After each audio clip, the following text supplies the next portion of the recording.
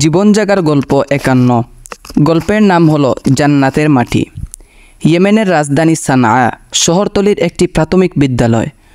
গল্প বলার ক্লাসে ম্যাডাম প্রবেশ করলেন। ম্যাডাম বললেন, আজ তোমাদেরকে কোনো গল্প শোনাবো না, আজ আমি তোমাদেরকে একটি বাড়ির কাজ দেব। ছাত্ররা বলল, কী কাজ আপুমনি? ম্যাডাম বললেন, তোমাদের কাজ হলো তোমাদের মাঝ থেকেই যেই আগামীকাল আসার সময় জান্নাতের এক মুঠো মাটি আনতে পারবে সেই পুরস্কার পাবে।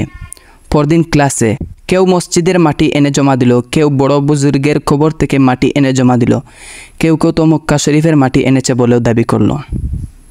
একটি মেয়ে জড়সড় পায়ে এসে মাটি জমা দিয়ে বলল, আপুমনি, আমি তো অন্য কোনো জায়গার মাটি আনতে পারিনি, আমি আমার বাড়ির মাটি নিয়ে এসেছি। ম্যাডাম বললেন, তোমার বাড়ির মাটি কিভাবে জান্নাতের মাটি হয়? মেয়েটি বলল, না না আপুমনি, ঠিক আমাদের বাড়ির মাটি নয়, আমি এনেছি আমার আম্মুর পায়ের নিচের মাটি। ম্যাডাম বললেন, কেন তোমার মনে হলো যে এটা জান্নাতের মাটি? মেয়েটি বলল, কেন, আপনিই তো বলেছেন মায়ের পায়ের নিচে সন্তানের জান্নাত।